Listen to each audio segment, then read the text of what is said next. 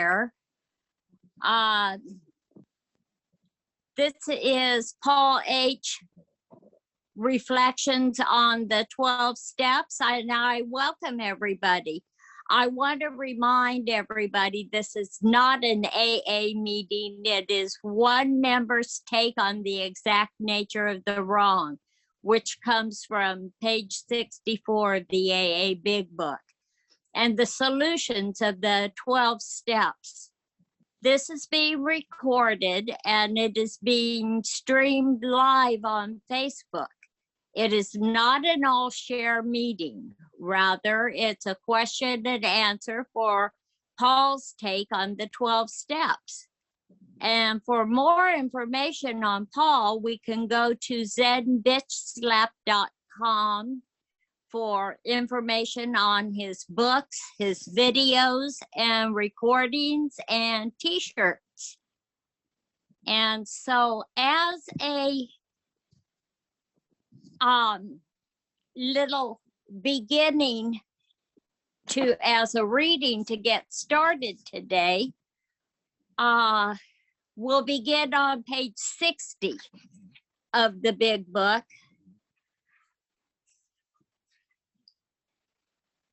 Let me turn to page 60 here. I'm stuck on page 62. Must be a reason for that. Beginning with our description of the alcoholic, the chapter to the agnostic, and our personal adventures before and after made clear three pertinent ideas. A, that we were alcoholic and could not manage our own lives. B, that probably no human power could have relieved our alcoholism. And C, that God could and would if he were sought. Being convinced, we were at step 3, which is that we decided to turn our will and our life over to the care of God as we understood him. Just what do we mean by that, and just what do we do? The first requirement is that we be convinced that any life run on self-will can hardly be a success. On that basis, we are almost always in collision with something or somebody, even though our motives are good. Most people try to live by self-propulsion. Each person is like an actor who wants to run the whole show, is forever trying to arrange the lights, the ballet, the scenery, and the rest of the players in his own way. If his arrangements would only stay put, if only people would do as he wished, the show would be great. Everybody, including himself, would be pleased. Life would be wonderful. In trying to make these arrangements, our actor may sometimes be quite virtuous. He may be kind, considerate, patient, generous, even modest and self-sacrificing. Oh my. On the other hand, he may be mean, egotistical, selfish, and dishonest. But as with most humans, he is more likely to have varied traits. What can you get out of that, Paul?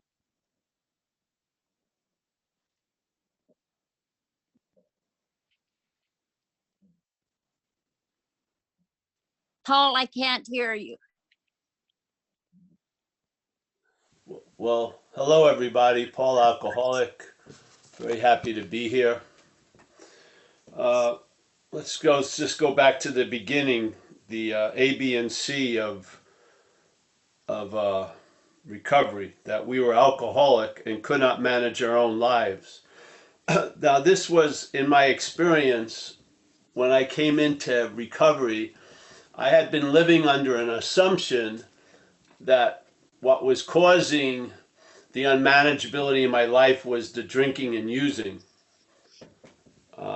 And therefore, when I stopped drinking and using, a lot of behaviors and a lot of things that would lead to me being defeated would change miraculously overnight. I had a rude awakening around that idea.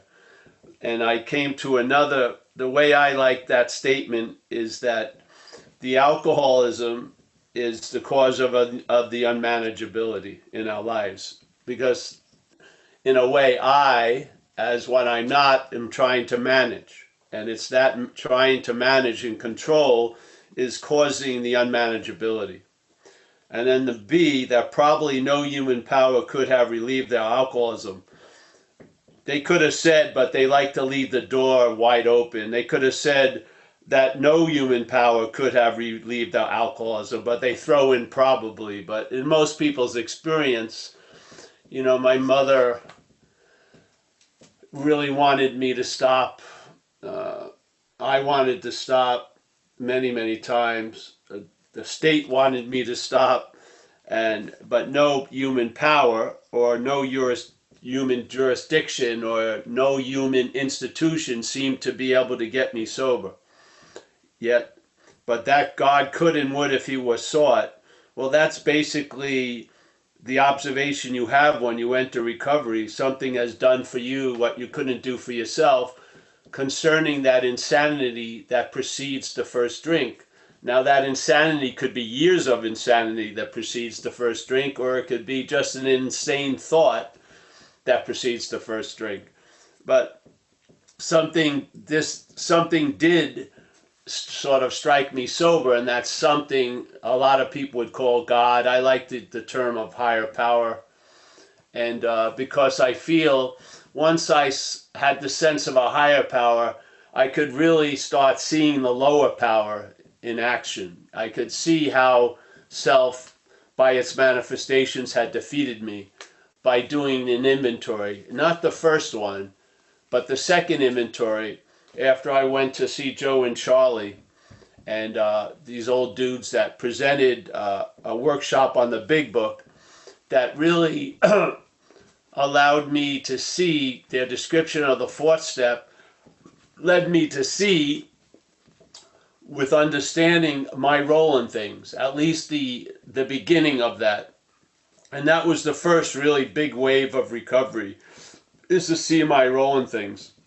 And when I see my role in things, it led me to seeing something else's role in things that was called my role in things. And then there was in the fabric of my existence, and let's say you could call that sweater of existence Paul, I started seeing more than just the corroding thread of fear, but I started seeing the corroding weave of selfing, of that which has defeated me and is defeating me and could defeat me in a sense without a certain condition in place.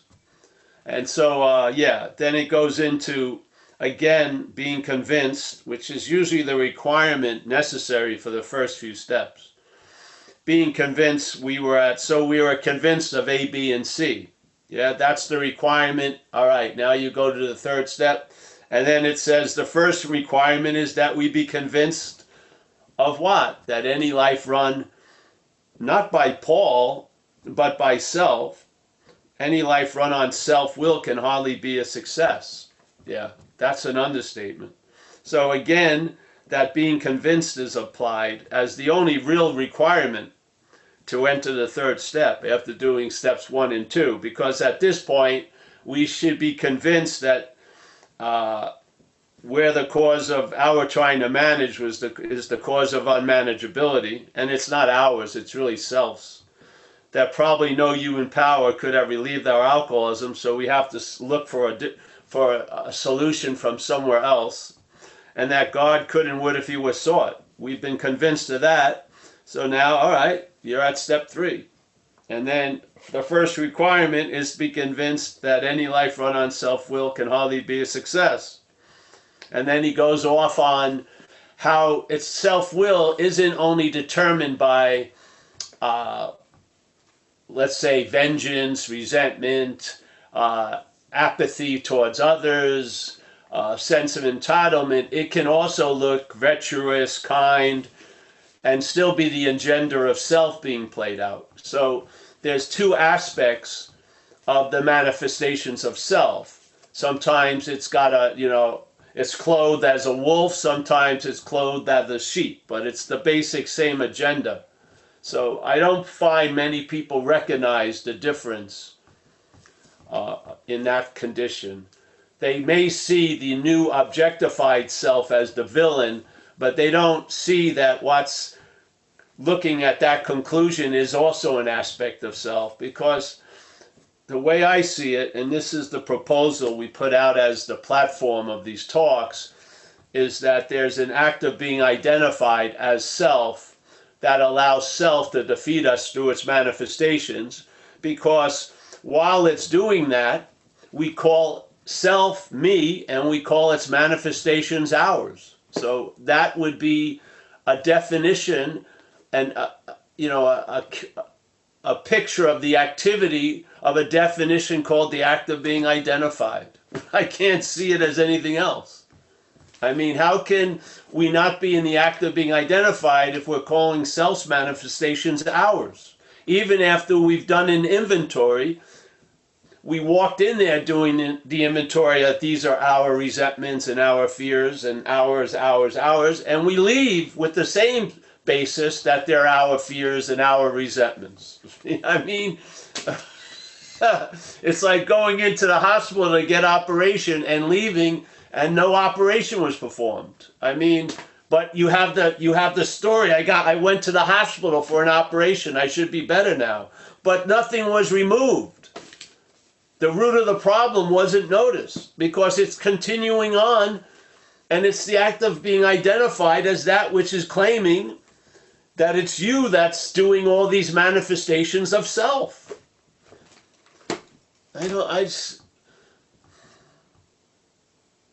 I would say all the results that would come after are truly rooted in a clarity of the diagnosis. I just feel like if the diagnosis isn't clear, then the results are going to be severely defined by the problem. Yeah. I just know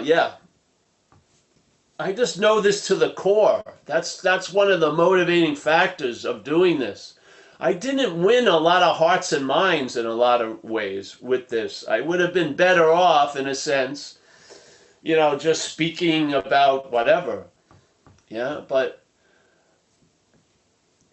as it says in A Vision for Us, or for you, that this power is going to constantly reveal to us stuff. And it was revealed through me that self is a foreign pathogen. It's something other than me.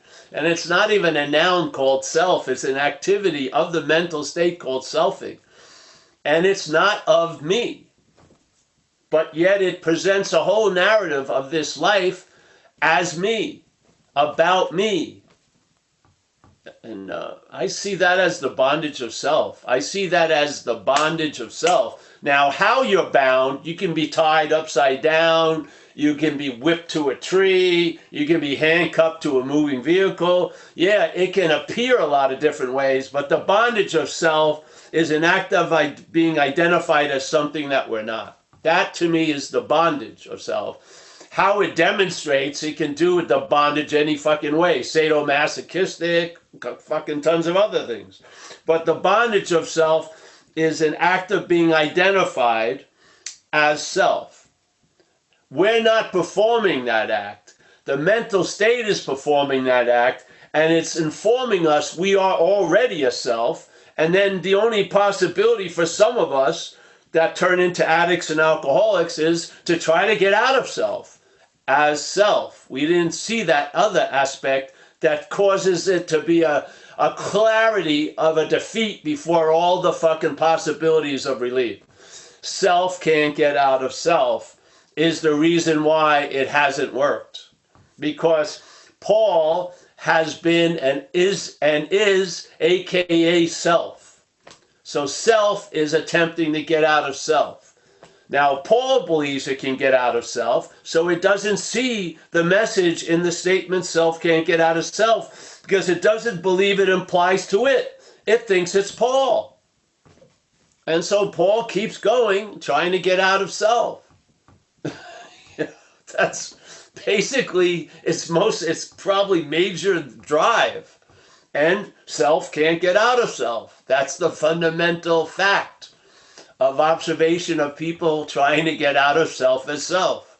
They came to the conclusion self can't get out of self. So where is the out when it's concerning self? It's in the not in. That's where the out is.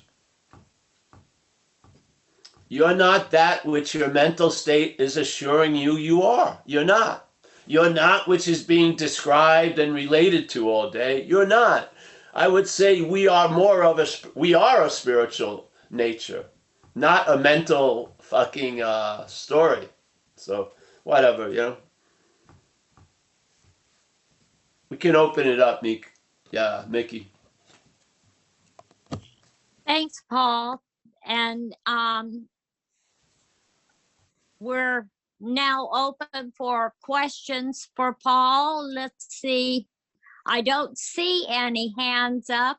Paul, how important is the process of going through these steps? How would you describe the process of going through the steps, not under the realization or the knowingness that that self is trying to get out of self?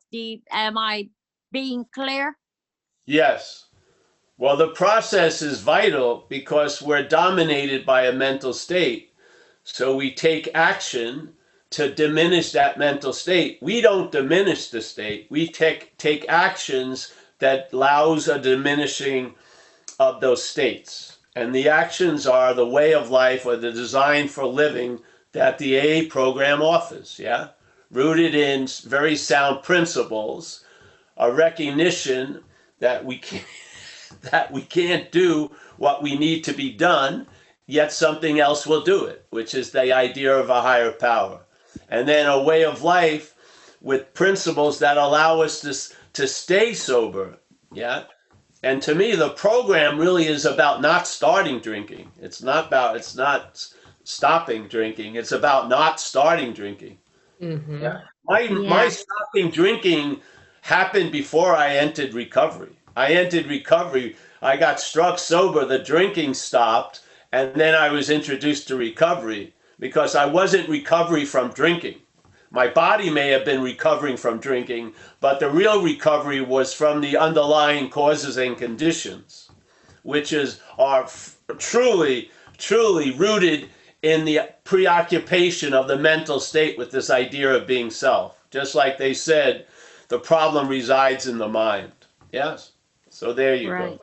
So I believe when you're completely under the domination of the lower power, this parasitical activity, with the amplification of that by alcoholism, you need a way of life. Yeah, you're not going to wish it away.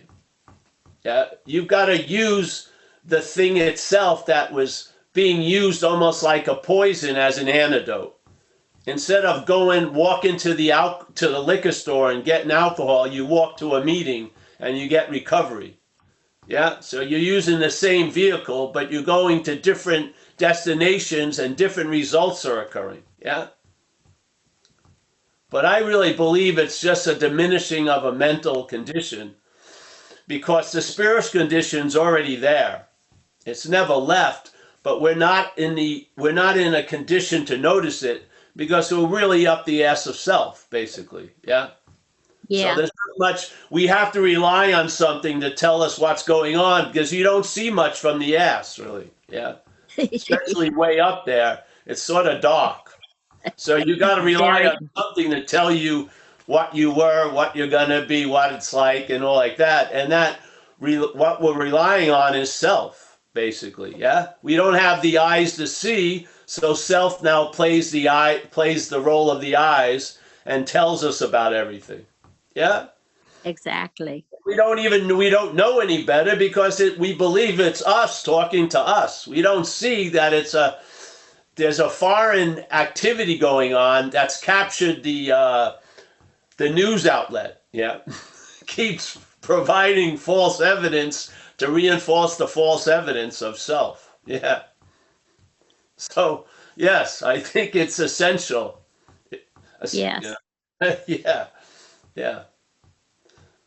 Yes, I understand Mike Z has a question for you. He can't raise his hand, but he has a question for you. I Mike, want that condition to be long lasting. Don't let him raise his hand. okay. All right. Yeah. All right. All right. Let's go.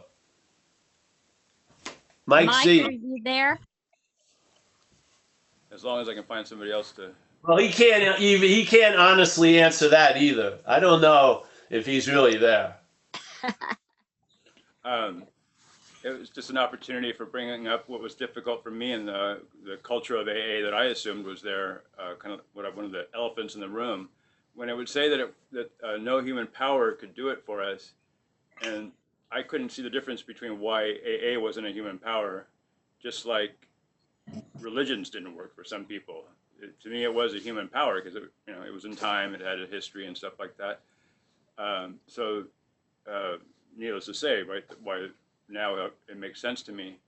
So, to wonder about changing the word from human power to a self that imagines itself to be separate, or a separate self can't get out of self, or that kind of power that assumes that it has to have power can't get out of that matrix of self and power. So anyway, both the words human power, both the words human and power were stumbling blocks to me, and I think that would be for other people too, in the sense that, like religion, why wouldn't religion work? It's not supposed to be human power, and it failed. And for some people, AA is failing because of that. Well, in my feeling with that is this is a member's eye view. I believe that the big book was a download, first of all. And I believe the way of life AA offers is a conduit for power to come in. It's not the source of the power. And there's a lot of power coming through humans in AA, but I don't see it as human power. Yeah. When someone's speaking or somebody, I always sense when there's a real resonance in that talk, something's coming through that person. Yeah. And also, you can see what happens in AA. We have a code called love and tolerance. And a lot of people, when they come in, will say, oh, I feel so accepted here and stuff like that. But if you took every individual in that meeting, they've judged that person already when they walked in and shit. Yeah. But because there's a collectiveness, there's a power that overrides all the human powers in the room, and the love and tolerance gets offered. Yeah. Even though no one in the room is very tolerant or loving. So my feeling is AA is not powered by human power. Yeah. There may be examples of when that exerts itself. Yeah. Because that's part of what happens here. But I truly believe it's not a power of here. Yeah. It's coming into here through the program and through the big book and shit. But I don't think it's of here. And I've been under a lot of human power, getting arrested and judges and shit. Doctors and stuff like that. A lot of times I didn't feel a real authority coming through them. But a lot of times when I hear people share, I feel an authority coming through them. Exactly. I don't think it's of a human power. So that's just my experience. That does bring up the importance of the possibility of the lash of alcoholism, which like religions don't have necessarily, but it still can be, even that can be made to be a special identity, like another issue that was a problem with AA. But yeah, but it just goes to like watching out for what did happen in religion and not imagining that it can't happen within AA. But it's not a problem AA. It's a problem with some people in AA. AA Yeah. is pretty sound. AA, it's amazing. It's whole.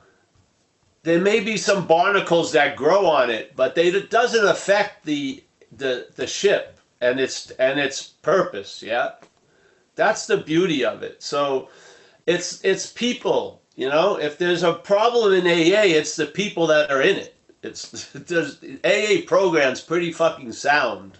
Yeah, I mean, I would think it would be easily adopted to almost any person here as a way of life. Unfortunately, it seems to be, you know, bookended into just for addicts or alcoholics or something. But a regular, whatever that is, Joe and Jill would probably travel a lot better as an action figure if they lived by the principles of recovery. They would. The same as any initial religion, the essence or beginnings of any religion. So that's why I said it's interesting that the lash of alcoholism comes in, because that in history that hasn't worked for people to stay by those principles.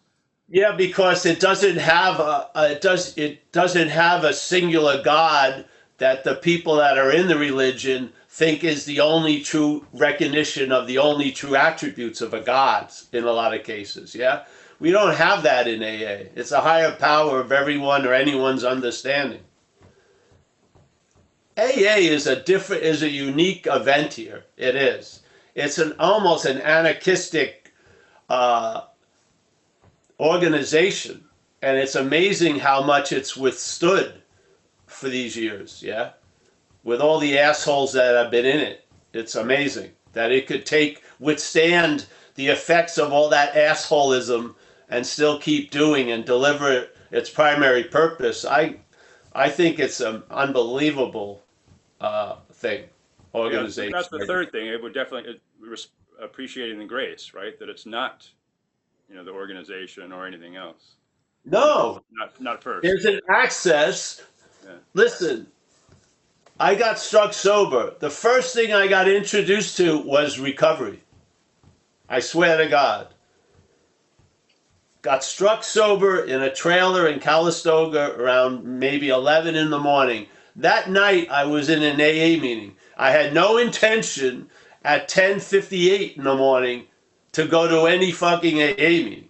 Yet I got whacked, and then I was given a way that was going to allow that whack to extend in time and not get diverted and forgotten like a miracle in a day. Yeah? So the first thing I met wasn't an angel, wasn't a guru, it was recovery. Because that's what was needed. That's what was essential. I needed a way of life so the action figure could be less agitated on a daily basis, because the agitation wasn't beginning any opportunity to enjoy peace or find fucking anything out. Yeah? The agitation demanded relief, and the addiction continued. Yes? I mean, it wasn't like a recreational activity for me to try to get out of self as self. It was a fucking profession. That was my imperative. I wanted to get out of how I thought I was feeling. Yeah? I didn't care what the consequences were tomorrow. I wanted to get out now. And that now wasn't just once a month, it was every fucking day of the month. Yeah, for years. So, I think it's just a mind-boggling, awesome 1-2 punch. The grace of the higher power and the way of life AA offers. I can't, both of them were essential in my experience. Without that whack, I probably never would have gotten to the first meeting. And without the first meeting, that whack would have probably been forgotten in a few days. Yeah? I mean, people, you would think peak experiences will change your life. They don't. Yeah? They get claimed like anything else by the selfing. And they usually be put into a box, and then the selfing just dominates and identifies as someone in that new topic of spirituality. Now you become a spiritual self. Yeah? The bondage adapts to whatever occurs. Yeah. That's It heck of a slaps a name on it. It slaps. I have people calling me up describing that they've disappeared for 2 weeks. Who was there to describe the disappearance? The selfing. It just keeps on keeping on. It's like, how many thermometers are you going to break and separate mercury only to see it to come back? You've got to recognize something in that. Yeah, It's not like it's not like the 500th experiment is going to keep mercury separated. It doesn't. Yeah. Yeah, nor the bottoms. It's the same thing that, just like peak experiences, neither bottom experiences are what get you sober.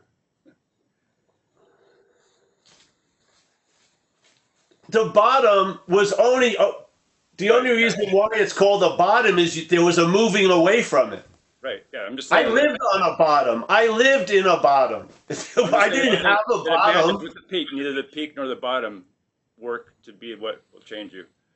But they all participate in something. You see? Because when the change occurs, we're in theater here. So the change will be represented by different theatrics. Yeah? Some people have the blinding light. Other people, it's an educational version. Yes? Some people stumble into their first meeting. Other people were dragged to it by their family. It can go any way. But the fact is, all of them played a part. Yes, they did. Just because it's grace and grace alone doesn't mean there was the value of grace in a bottom. There was, and there is for many people. It gets distributed. Yeah, jeez. This is people get sober so many different ways. They stay sober, most of us, through recovery, but they get sober so many different ways. I didn't get sober through recovery. I was struck sober in a trailer. Yeah? There was no AA book there. There was nothing. There wasn't a sponsor that appeared suddenly out of the closet. Yeah? I got whacked, and it set off trains of circumstances that brought me to my first meeting that night.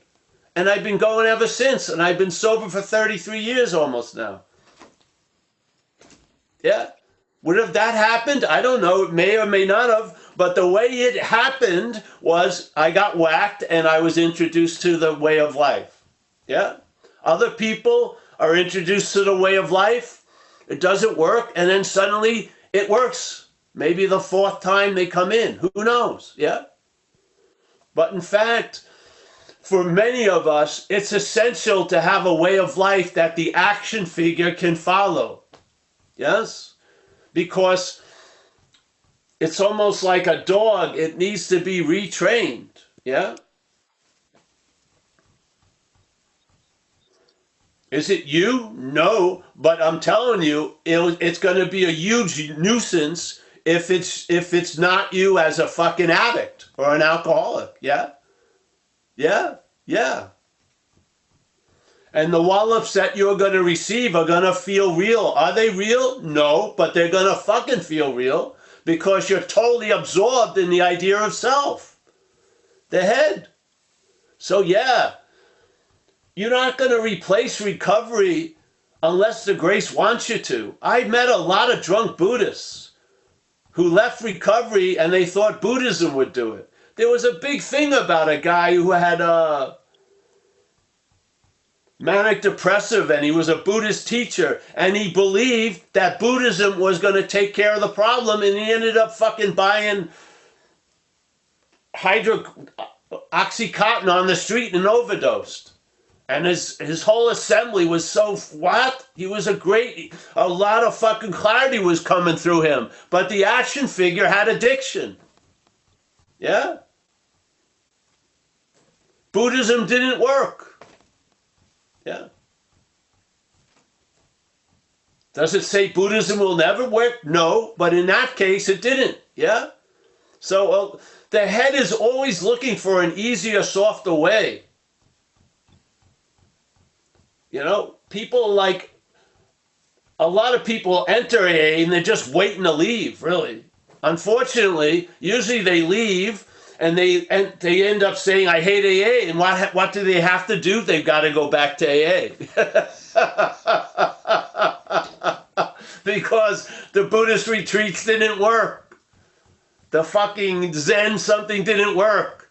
They got to do service and just participate and be an average person among average fucking addicts. Yeah. So I don't see AA as a human power. I never have, and hopefully I never will. Because if I thought it was all the people, I wouldn't go back. Yeah. Probably. AA is awesome despite the people in a lot of ways. Because there's a loving power that uses us and overrides the me. Yeah, it does. Like it says in tradition 2, I think. There's a loving God that's expressing itself through our group conscience. Yeah. So we get overridden. Yeah, the me gets overridden by the grace of the we. Yeah. So, yeah. I don't think AA's fucking with anybody. I think people get fucked with anything they meet. Yeah. So they're in AA, so now they think AA's fucking them. If they were in fucking college, it would be the college fucking them. Yeah. AA is just a set of sound principles, a way out of an unimaginable, seemingly hopeless state of mind and body. Yeah. There's no draft in AA. You're not conscribed to it, though parents would like that to happen.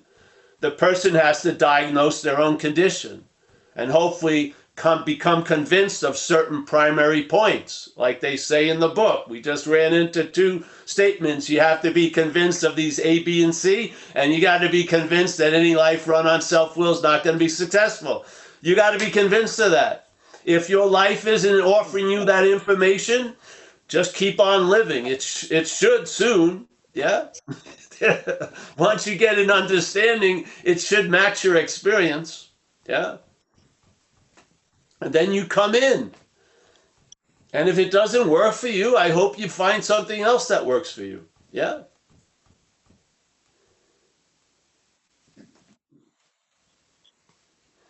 I was lucky. I mean, when I got struck sober, a lot of the shit I could have gotten into about the people in AA, I just didn't. I could care less. I just felt better. And I was happy. I was happy that that radioactive isotope had been removed. I was fucking so jacked up, man, for a couple of years before I started to have like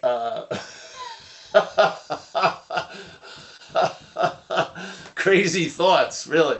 I had a very long period of what they call the pink cloud, yeah, because I could care less. I mean, it's sort of like if I'm dying of thirst, which I was very clear of, I don't care if the person's wearing a green jacket or a blue jacket that's bringing the water. I'll have an opinion about the jacket after I drink the water. I just wanted to get relief. Yeah, that worked. I got a lot of relief in my life, but it didn't work. Yeah. So yeah.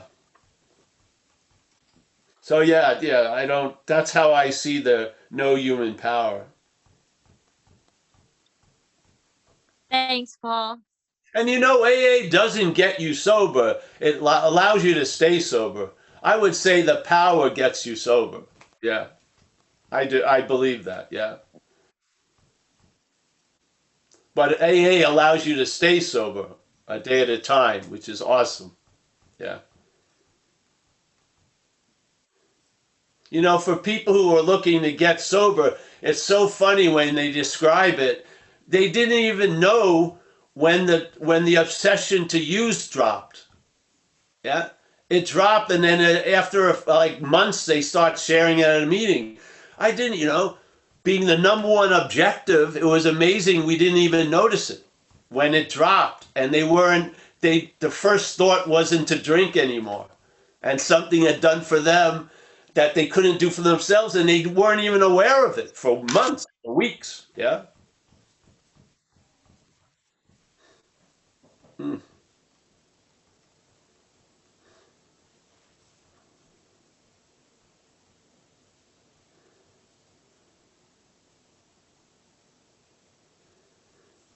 Anyone? You want any more questions? Amazing. Yes, we have some hands up. First, I see Sharon P. Thanks. Hey, Paul, Sharon here. I came to these Zoom meetings not by way of 12-step, but by way of non-duality. About 3 years ago, I took a look at who I really was, and when I looked back for who I thought I was, I found a void. I found nothing there. And I realized that what I had always taken myself to be was just a bundle of, thoughts, feelings, sensations, habits, etc. So for about 3 years, I was trying to work with an addiction, and mine happens to be an eating addiction.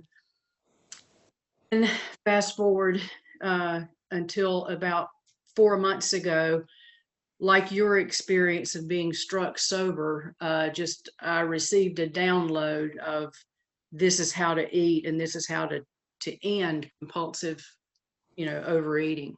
And I knew it was, it was done. But so at that point I thought, now let me look for something to stabilize this. And so I thought of 12 steps and and Overeaters Anonymous. So I went to Overeaters Anonymous and immediately looking at the 12 steps. And by the way, this wasn't my first experience with 12 steps. About a decade earlier, I had looked into it, but it never took because I felt like, the higher power thing was just magical thinking that people were trying to, find some magical solution.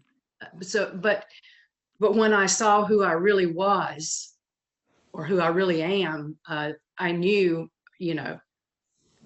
firsthand experience what higher power is. So I thought, well, maybe 12-step program will work for me. But then I started having some difficulties because it just seemed like the 12 steps were all written for a self that didn't exist. So I've been in 12 steps, so I'm still abstinent from, compulsive eating. That part, everything is just fine. And I'm having a little bit of trouble. I got a sponsor, and I'm working the steps. I'm on step 4. And my question, I'm getting to my question. What brought up the biggest conflict was that she wanted me to, verbalize with her, humbly asking my higher power for, anyway, that's where I hit a stumbling block, because she wanted me to be, a separate self praying to another, a higher power. And, for me, it's like I am essential higher self praying to itself, which I guess is not that ridiculous, because when I thought I was a person, I'd have conversations between different parts of me all the time. But anyway, I heard you say that people who come to recovery from non-duality versus the 12 steps sometimes miss the surrender aspect of it. And so I wondered if you could speak to, that. I mean, I know surrender is in common with no matter which direction you're coming. So Yes. Well, there's a lot of things there. First of all, let's say if the higher power is always available at all times, right where you are with no requirement necessary. It sort of sounds like you. Yeah. I mean, yeah, so, and I don't see any problem surrendering to that. Yeah. So the idea, the action figure sees in a certain limited way. Yeah. It's never going to see non-dualistically. It's not. Yes? It doesn't have that possibility. It's programmed and it's a very limited addition, so to speak. Yes? But it can have a feeling that something much greater than itself is doing for it what itself could not do. That has a lot of sense-felt experience, intimacy, and I think it's a lot more convincing that there is no you when there's the programming of youing all day. Yes? I do. I feel, and I don't see them in conflict. Yeah?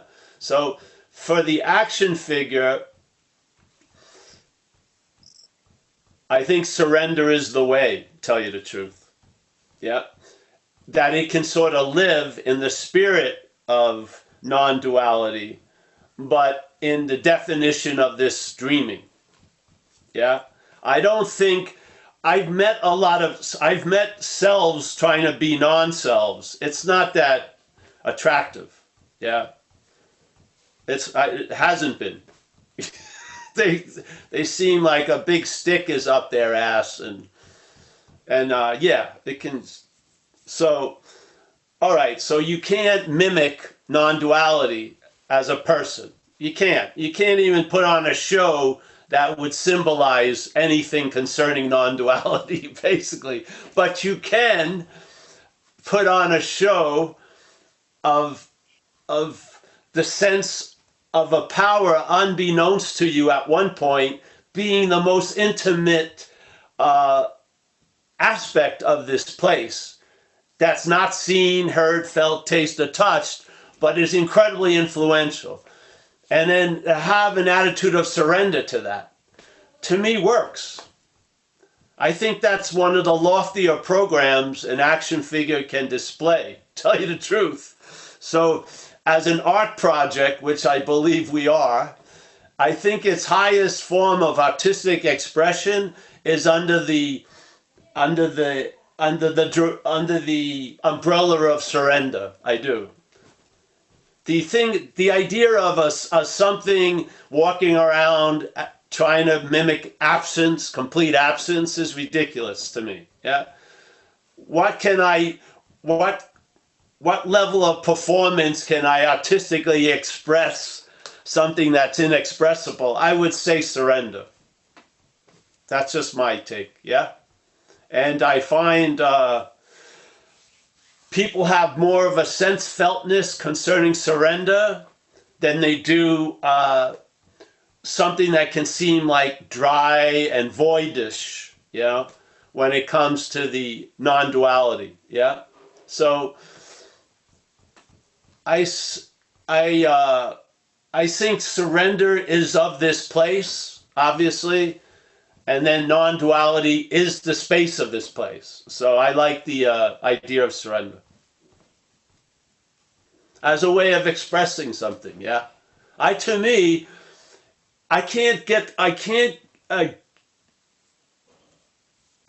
convey the intimate weight it carries in my own experience. I don't have an experience of non-duality. You don't experience non-duality.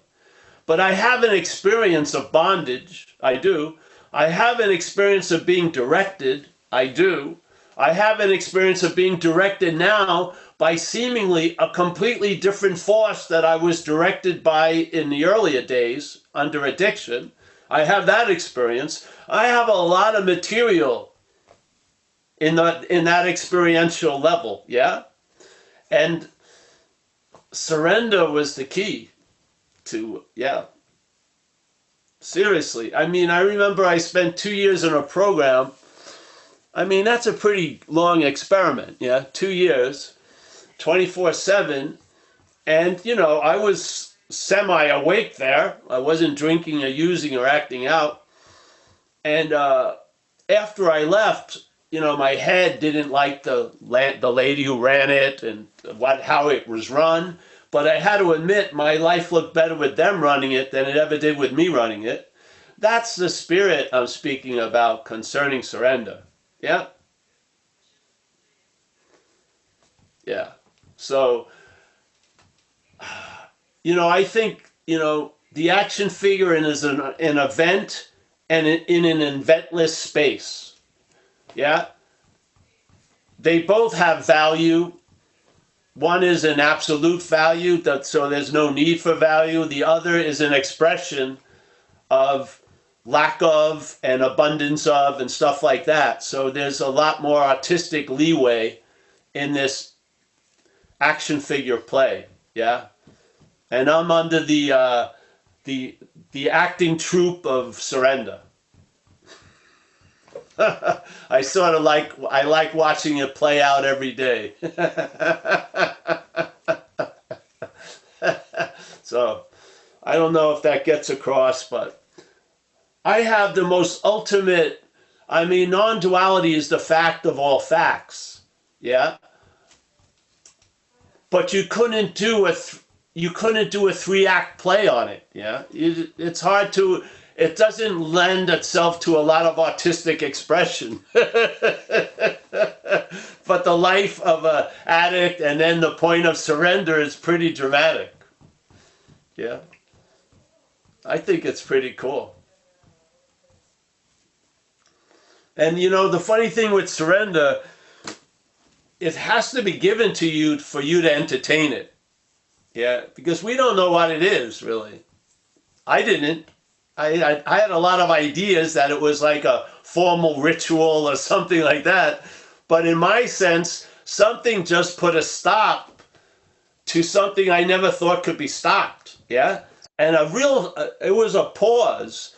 And a lot of movement happened in that pause. A lot of the furniture got moved around in the Paul's apartment, so to speak.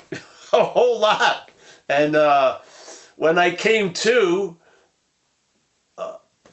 I could just recognize an unseen hand in my life. I mean, I was brought to an AA meeting that the night of after the morning of getting whacked with the being convinced aspect of the first few steps. I got it all at once. I was thoroughly convinced of a lot of ideas that I would have, you know, probably taken 50 years of study to get convinced. I was convinced of a lot of shit all at once.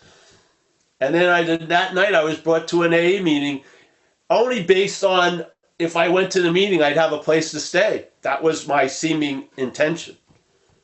And look at what happened. I've been sober 33 years, so surprise, surprise. Yeah. So I feel the action figure has a role. Yeah. And it may be a very small role, but that doesn't diminish the quality of the expression. So, yeah. I'm not a big believer of, you know, this and nothing else. You know, I see that there's a, I don't know. Yeah.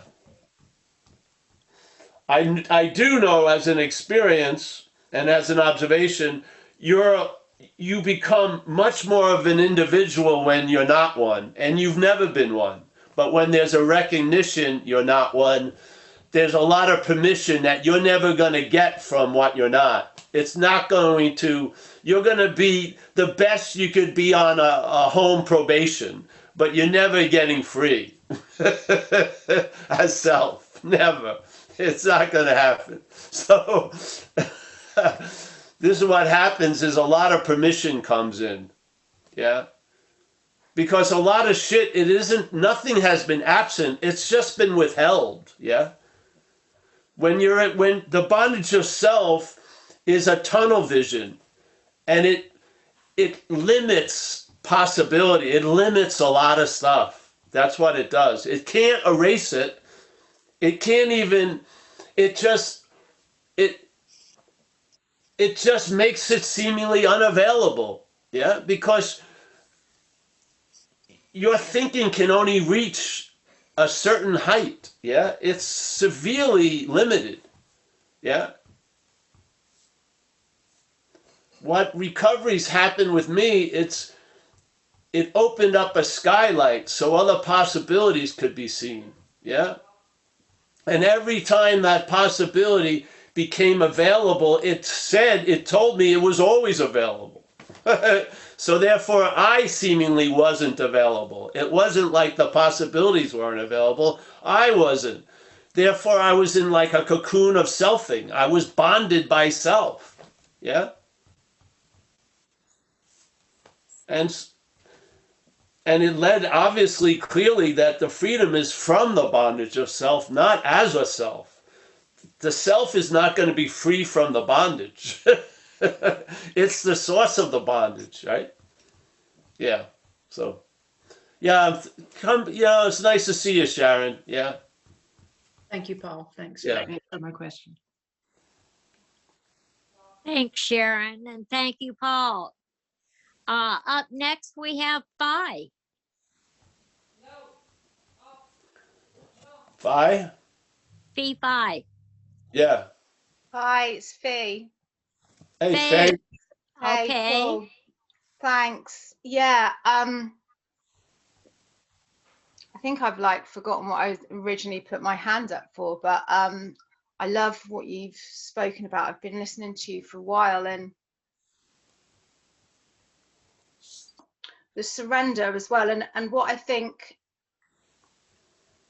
is happening for me, when I reflect back onto that surrender, which I didn't know at the time, the last time I smoked crack. And I remember leading up to that for years, people would say, therapists and the counsellor and the treatment centre, like, Fee, you just need to surrender. And I think I just don't know what you mean or how to do that. And I desperately wanted to do that surrender. And, you know, my 3 kids being removed wasn't enough for me to do the surrender. You know, and I was in meetings as well, and I was attending meetings, and I was, you know, in strong, disciplined, structured, serious meetings, you know, working out the big book of Alcoholics Anonymous, and yet it was still something that I desperately wanted to do, but I still couldn't, you know, and I'm going through the steps, and I'm looking, and I'm doing step work, and, you know, and I still couldn't. What I see now is that it wasn't something that I could learn, or that I could read, or that I could bring about myself, or that somebody could bring about in me. And I remember now, not that I would have articulated it in this way at the time, but when I look back, it was definitely my own experience that got me to a place where something happened. Something happened where I'd gone from kind of going, yeah, I know I'm powerless. Yeah, I'm powerless. I can see that. To having that deep realization that actually I'm fucked and there's absolutely nothing I can do to prevent this from happening all over again. And that was something that I remember vividly happening in this flat that I was stood in. And through that process, it was like this letting go. It was the surrender, not that I would have gone, oh, this is what's happening. And I stopped questioning it, and I just went through this process of the steps, and I don't even know if I saw it as a relapse prevention. Go, let's work the steps, I need to do this and write more info, you know, I don't know if I even saw it like that. I just thought I need to allow this process to happen, and I stopped counting the days, like I would desperately always be counting the days. And I think you spoke about it a moment ago, of where I suddenly got to a place where I just thought I remember getting to like 6 months and thinking, I feel okay. It just felt okay. And that was like beyond my wildest dreams, to just feel okay. And you know, my kids back in my life, and so that kind of yeah, you know, certainly for me, no human power. You spoke about that today as well. And you know, my 3 beautiful children weren't enough for me to, you know, put crack and heroin here and them there, and I'm there every time. And just baffled as to why that was. And so the process of the steps, yeah, beyond, transformed my life beyond anything I can imagine. And so from that point, so that was like almost 9 years ago, I've been on this quest, this seeking, because like you spoke about, you know, like on this pink, you know, I've stopped, you put the drugs down, and I had an awakening then. And so I go through this process of like, if I can just write more inventory, if I can just work the steps in this way, if I can just go on that retreat and work the steps over a weekend, or perhaps I do it over like 6 months, or perhaps that's what I, you know, and I've gone through these different processes of thinking that for me to feel fulfilled, it's about it being out here. And it was funny because I was speaking to a guy, don't think he's on here, he's on here the other night, Kurt. I was speaking to him last year a few times, and he mentioned you, and I looked you up again, and it was funny because I had your podcast on my phone from years ago. And but what you spoke about, and what you speak about, and some stuff I've read as well, it's that same process of what happened to me like 9 years ago, almost, of the letting go. I think it feels like that, just letting go and stopping the fight of trying to work it out. Like, if I could just work it out, then I'd feel okay. And so it kind of reflects, I think, I don't even know if I'm articulating myself right, but that same experience that I had in that flat that day. And then some of what I hear as well almost goes against some of the AA stuff that how I've been sponsored in the past, of turning away from that feel, you know, if you're feeling like anxious, or if you're feeling angry, like turn away from that, go and be of use. And how I see that now is just allowing that to be there. And I spoke to somebody earlier on, and they were like, I just need to be less intolerant. I need to stop having those thoughts. And I was like, well, you've got no control over that. And that's how I see that now, and I see it more of a allowing it to settle, and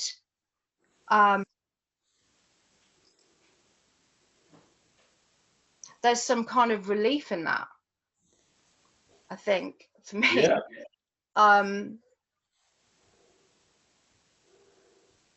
There's a lot of relief in that.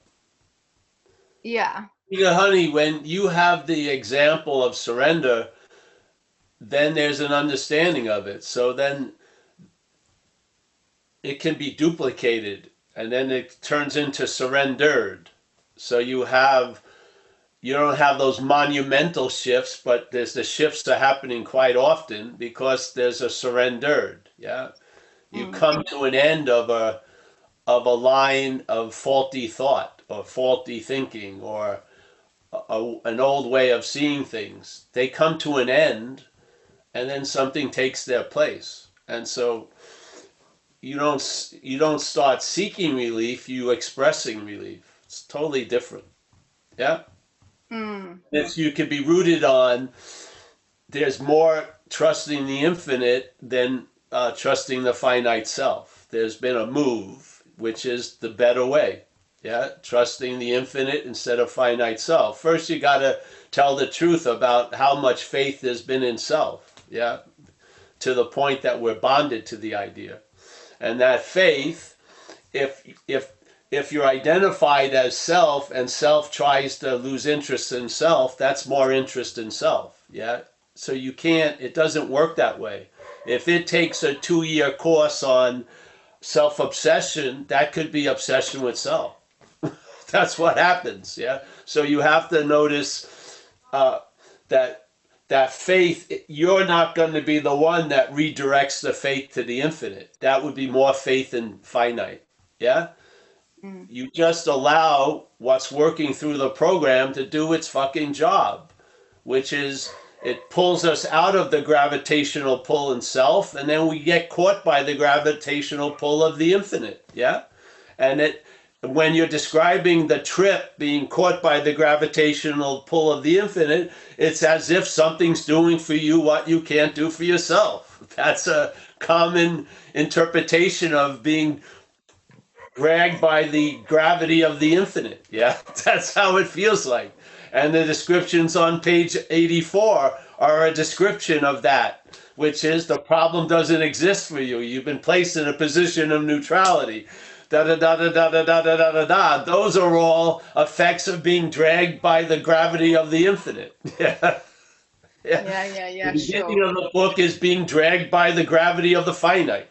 Yeah. So perhaps there's a better way is in process, and you're just describing a segment of that process. Yeah. But basically, like the guy said from the beginning of AA, there was a priest that said step 6 is sort of like when the program shifts for many people, instead of a moving away from hell, it's a moving towards heaven. Yeah. So to me, you've got left one gravitational field and you're in another one now. Yeah. You're doing the exact same program, but it's totally, the feeling is completely different. Yeah. Yeah. Yeah, for sure. For sure. The, And le- it's the emphasis is less on you and what you're acting and doing and more on that power, because what you've entered is the field of the infinite, which has a lot less to do with you than the field of self. It's just that simple. So if you listen, I have a lovely position where I hear a lot of people share and try to describe what's happened. That's basically how it can be categorized. It's really a moving away from a failed system and moving towards a working system. That's it. Yeah. So you're in the pull of the working system, and maybe there'll be like pulsars from the old gravity, but they don't have the ability to suck you back in. Yeah. The obsession has been broken. You've been relieved of that. You're not thinking of drinking every day. Shit. Yeah. A lot of effects have occurred. Yeah. and it's like, like the penny drops, like that's what happens for me in that, 9 years ago in that flat. It was like the penny just suddenly dropped, and that's kind of like how I feel like with this, because what happens is you hear a lot of penny droppings. That's what you hear a lot of. The penny drops not like once every 30 years, it's dropping every day. About the yeah. Basically, because that's the old, actually the penny is like represents the old coin of the old realm. It has to drop to get vacuumed out. Yeah. And that's what's going on. All the shit that you held so dearly in the old forced gravity is let go of in this new gravity, because you're in good hands. Yeah? Your assurance is assured. That wasn't the case in the old regime. It's funny, like even as a social example, I remember when I went to Sweden for a few weeks. I was doing some talks there in AA years and years ago. And yet a lot of the stress that's in normal American life isn't there for the societal condition because they have guaranteed education, health, and shelter. Yeah. Mm. And so they have a different, they don't have, some of their underlying structure isn't stressed. Yeah. It's sound. And some of the people you can, they act from there. They're, yeah. Where you come to America, people are fucking in a paralysis all day based on the, no one's taking care of anybody in a lot of ways. So you've got to find the spirit of feeling like you're taken care of. Yeah. And if you want to call it magical thinking, think magically, because there's a need to have that feeling. There's a need. All right, we want to keep saying there's truly no separation, but everyone's living in the feeling of separation, so there's a need for connection and to have community. And that's why we have these Zooms after the Zoom. So there's these needs that, yeah, they're not actual, but they're profoundly influential. So render unto Caesar's what's Caesar's. There was a great master, Nisargadatta Maharaj, of non-duality. And he had a habit of smoking. He used to sell cigarettes, smoked a lot. And some of his Western admirers would be perplexed. Why are you fucking smoking? You're the non-dual of non-duality. And he said, hey, give the fucking the body the bone, I like smoking. Yeah, don't take it away. Why do you want to take it away from me? So, this whole thing is the higher power is not going to treat you like you treat you. That's one of its great glories.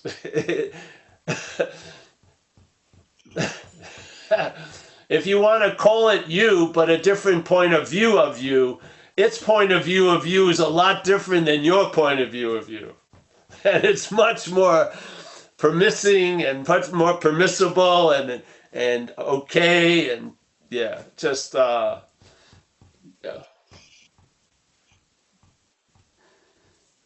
Nice. Thanks, Paul. Yeah, just yeah. Mm. Instead of, it's the difference is you're not facing the moon thinking it's the sun. You're facing the sun and having gratitude and honor. Yeah, it's great. Yeah. Anyone else? Thanks, Paul. We have one more, if you have time. Yeah, I have plenty of time. Okay, John D is 5 up. minutes. He has, 5 more minutes. okay, 5 minutes, John D. Okay, thanks. No. Hi, Paul. I thought when he saw it was me, he was going to give us 30 seconds or something. No. Just a bust by Bob Holmes. Anyway, this man is my dear friend, but nevertheless, and I've learned so much from you, and I can't help but to say that before I ask my question or bring my notion into this conversation or whatever, is one of the most helpful things I've taken in from you in the years I've known you is, it's a more refined definition of selfing or the self than I might have had before, but still in alignment with what AA suggests or tells. But that the number one job of this self of which you speak is to claim everything, wants to claim everything, wants to jump in front of everything. And I wonder if you might agree, because it struck me maybe today or other times, that the one thing about the 12 steps of AA is it doesn't leave any room for that. Even if a person were to try to claim it, it would still have a healing effect because of the power and the nature of it. So that's sort of like the question, if you would agree. I often mention in our AA life that we spend together out, I got sober in South Philly in a tough neighborhood. It was all like cops and longshoremen and gangsters. And there was a guy in there who used to say, you could bring all the bullshit in the whole universe into AA, but we got no place to put it, so don't bother, And I came away with, it's called longshoreman metaphysics, But anyway, but just the thought of the claiming, the effect that the program has on the dreadful claiming thing. Go ahead, sorry. Yes. Well, to really put it clearly, I call it selfing. We use the term self because it's in the program, but my feeling, there isn't a noun called self. There's just a mental activity that I call selfing.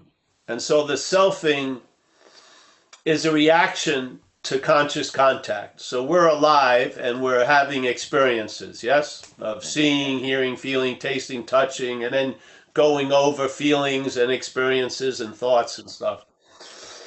And the mental state arises after that contact and claims the contact to imply there's someone there. Yeah?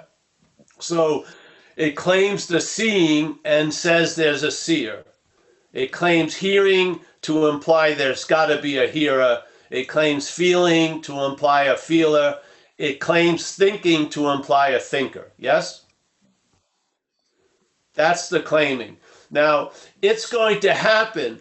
Is it going to produce an effect? That's determined by the audience, us, yeah? If we can see that activity of selfing, it severely limits its effect of changing the meaning of what it claims. If we don't see that, we're going to look from its effects, yeah? That's basically it, yeah? So we are before any activity, yeah? We are of a timeless nature. Like the I am is what isn't based on I was and I will be. It's I am now, yeah? We're on now, yes? What happens after that comes later. The first activity is consciousness in contact, and then the mental state arises and claims that, yeah? So basically, you are that which is before the claiming of the you. Yeah? Yeah? You are of that nature. The mental state wants you to believe you're its idea. And therefore, you lose the living of life and you get an interpretation of life that for many people becomes unbearable to live. Yeah? It becomes fucking unbearable. And they'll do anything to change how they feel, or to change where they think they are, or to change where they think they're gonna be, or where they thought they were. That's all mental, yeah? So yes, the grace can override the selfing, for sure. It has, yeah? But hopefully, with that pause, you can finally use the eyes you have to see what you're not. Let's get to the exact nature of the fucking wrong. Is it the only way? How could we call self's manifestations ours unless we were in the act of being identified as self? I don't see how you would. Yeah? So when we give instructions to people to do an inventory on their resentments, I think that's misleading because they're not their resentments. And even as an observation, the person didn't have the resentment had the person, basically, really. Yeah? So this idea of walking in and running into this sentence, all right, so I walk in and I have my resentments, my fears, my harming others in the pursuit of what I want, looking at the sexual behavior, yes? I walk in and I run into this sentence on page 64. Being convinced, once again, we ran into two of them today with the reading, being convinced that self, manifested in various ways, is what has defeated us. So self has defeated us, and how it defeated us is by its manifestations. Yes or no? Is that what the sentence is saying? Being convinced, which means to believe with certainty of what? That self, manifested in various ways, has defeated us. Is he separating us from self? Yes. Yes or no? Yes. All right, so self has manifestations, and through them it's defeating us. Where are those manifestations coming through? Where we're standing, yes? We're the conveyor of the manifestations, but are they ours? Bill W. says, no, they're selves. Why are we calling them ours then? And then the next paragraph is resentment is the number one offender. Resentment is one of the common manifestations of self in our lives. Why do we keep calling them ours? How are you going to get free from the bondage of self when the bondage of self is being defeated by its manifestations and we call them ours all day? How can you expect freedom? You tell me. Read it any other way. I'm open for other. Excavate another meaning from that sentence. I'm open. Tell me. I haven't heard a better one.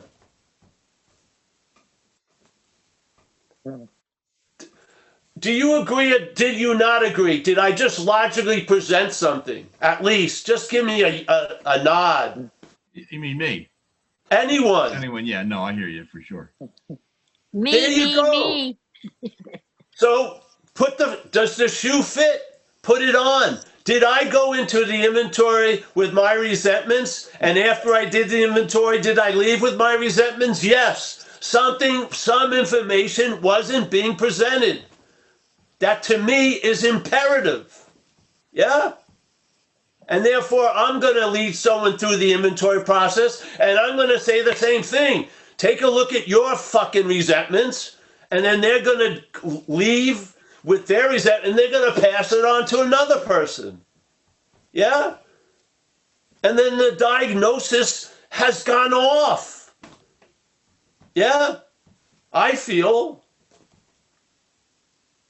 How many people have, after they've left their inventory, they left with the idea that these manifestations weren't theirs? Very rarely do I hear people tell me that. That's why we do these talks. I'm not against anything. I want this as a possibility because it's worked for me. It brought me relief that wasn't brought about by one action here, one action there, a broad relief. Yeah? I want it to be in AA.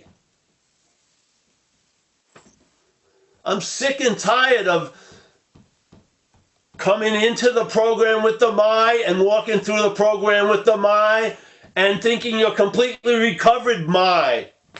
Yeah? That's the bondage of self.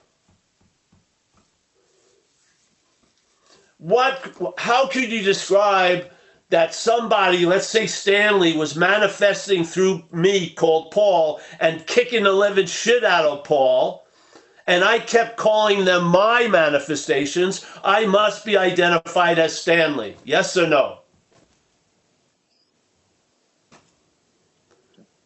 I can't recognize they're Stanley's manifestations, so I must be identified as Stanley.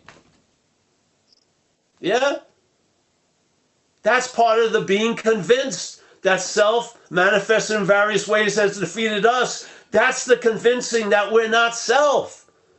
So is everyone going into the process fulfilling that requirement? I don't think so. I don't think people are living from the requirement of being convinced that self manifested in various ways is what has defeated us. I do not believe so in this our community. I think there's a very weak link there. They're not convinced because they're identified as self. Well, John, you know me.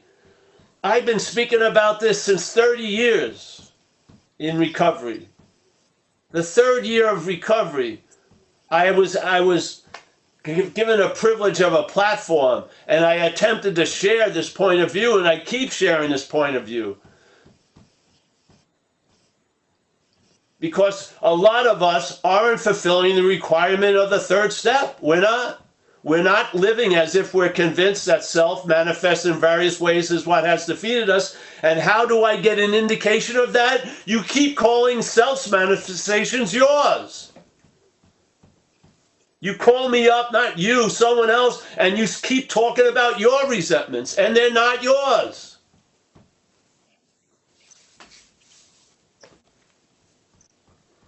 You can agree or disagree. I don't care. But freaking don't tell me it's not in the book. It's right there.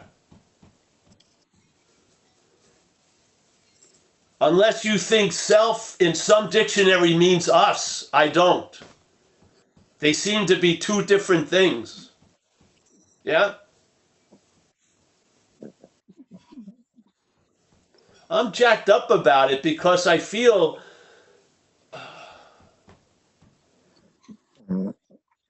the head just has to limit the possibilities because it's severely sick still.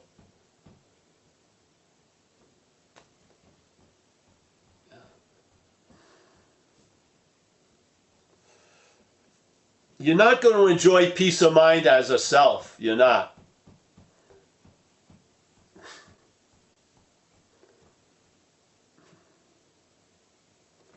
What it gives you the ability to enjoy peace of mind is recognizing what is and what ain't you, really. Yeah? And I think that's a pivotal statement in the big book. And that's the way I lead people through an inventory process, is to let's take an inventory on self's manifestations in our lives. Why do you think no one wants to do an inventory? Because the parasite doesn't want to be seen. And if you look at your role in things, you're going to see self's role in things. You are. If you sincerely look at your role in things, you're going to see there's something else's role in your role in things. Yeah, so easily. But no one has the understanding walking into the process. They don't. When they're not given by their sponsors. Most cases. I didn't hear anything. I was taught that these were my resentments and my fears. That wasn't my experience. When I started to get the relief from the program, that was not my experience, that they were mine. Yeah. So, yeah. Got it. It's like washing with dirt. In a way it is, yes. And therefore you think more washing is the only answer. Thanks, Paul. Yeah. But you're not getting the dirt, you're mingling the dirt. Yes? You're putting it on. Mm-hmm. I've met a lot of people, myself included. Our possibilities in a life of recovery are severely limited by the misunderstanding concerning the exact nature of the wrong.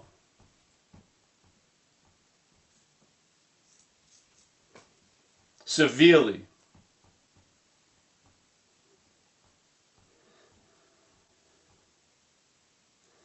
So, like it or not, I'm going to keep putting it out there because I want it to be available to people in the community. I do. Be through Zoom or some way. Yeah, because I'm so sure of it, I'm willing to take the shit that comes sometimes. Yeah. I don't care. A lot of the people that keep telling me all this shit, I don't want what they have. I don't want to be struck. I don't want to be paralyzed by fear in my 28th year of sobriety. I don't. I want to have outgrown fear by then, hopefully. Yeah? As it says in the book. We will outgrow fear. Well, when do we finally outgrow the fucker?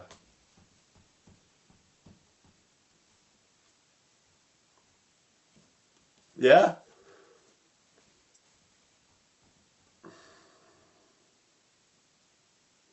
So, yeah. Thanks, everyone.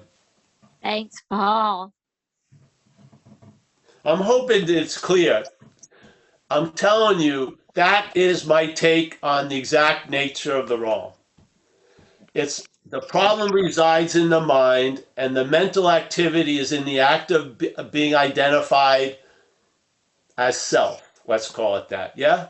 Therefore, when we see, which we do, when we get the consequences of manifestations, yeah, and then we recognize the manifestation, we're in the sense that they're ours, that we're the one who did it. Yeah? that ownership is crippling us, completely crippling us. That's why there's still guilt and shame being harvested from fucking dead fields of actions that you were directed by the gorilla, that you were going to do it as long as you were dancing with the gorilla, and you're still living under the shame and guilt of that behavior when you are out there using. Yeah?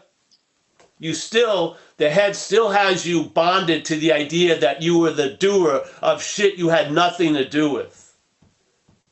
I was apt to do almost anything under the influence.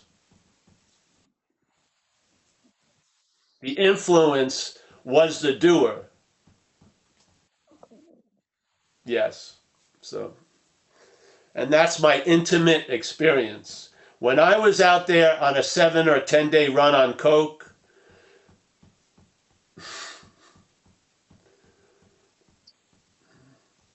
there's no way in hell you're going to tell me I was sitting around choosing what I was going to do.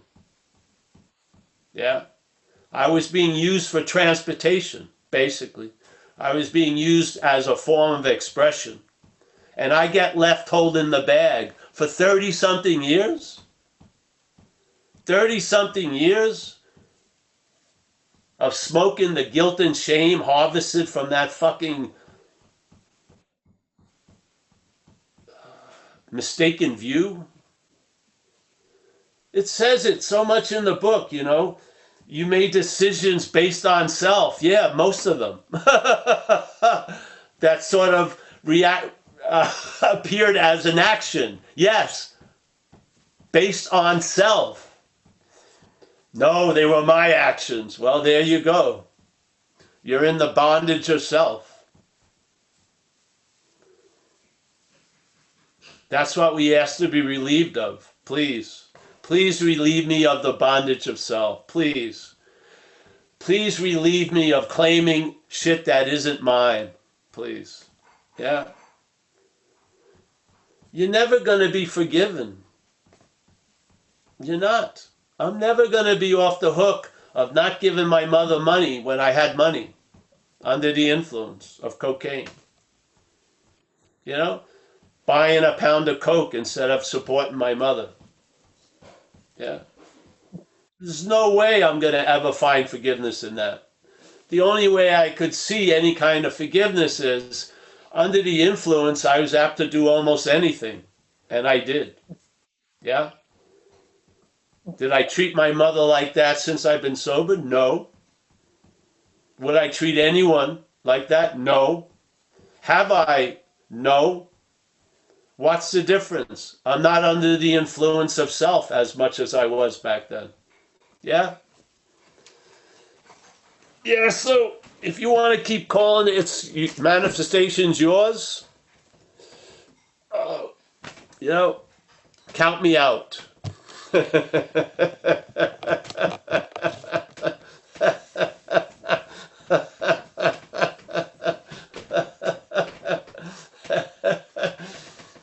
The self isn't letting go of self. It ain't. You have to see you're not that.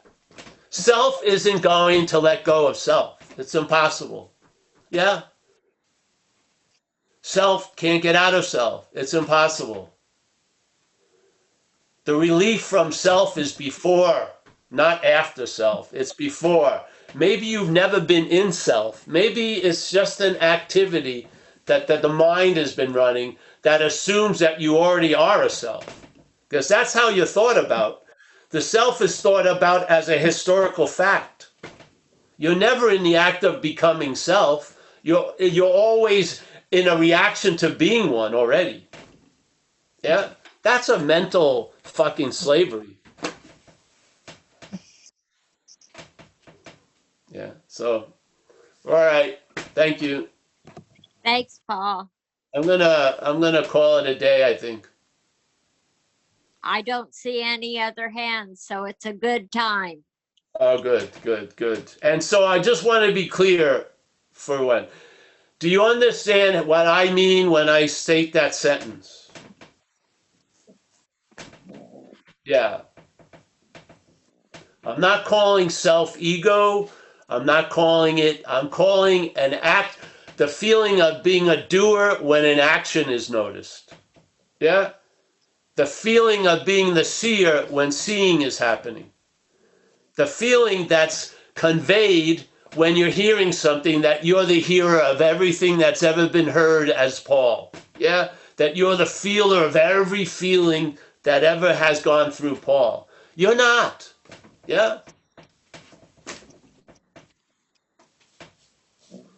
There's tons of feelings. There's no one feeler. There isn't. There won't be, there wasn't, and there isn't. Yeah? You and I are a living event. We're not a thing. We're living. Yeah? We are, if you wanted to call it Paul, it'd be more appropriate Pauling. Put an ing on it. Just like seeing, hearing, feeling, thinking, smelling, Pauling. Yeah? All verbing, all verbing, all verbing. Paul isn't before it all. Paul isn't after it all. Paul is amongst it. It's Pauling, feeling. Paul is not the doer of shit. Yeah. All right. Thank you so much. Thank you, Paul. James Thanks, Lebowski John. kind Nice of to see you, John. And we'll be here Saturday for non-duality, Tuesday, Thursday. And yeah. Repetition is helpful. Yeah. A lot of times, the antidote comes from the poison. So the mental state is completely repetitive, talking about you all day. So we try to keep repeating the same message with the hopes that it doesn't get to you, but through you to what you are. Yeah? And I know what you are has the ears to hear it. I know it. Yeah? So thank you so much. I'll see you later. All right. Take care. Thank you. That was amazing. Hey, Wow. there you are, James. That shit was amazing. Brilliant. Great A job. little you bit two. of fire today, huh? Oh man. And it cut through and it was succinct and powerful. Kind I of needed it. complete Thank you. today, huh? I stumbled into this one today. I didn't know that was going to happen. Yay. Cold cock. Nikki. Hey, Leah, Hi, Thanks. you're honey. all I was just, bundled up. I know it. I'm out walking around.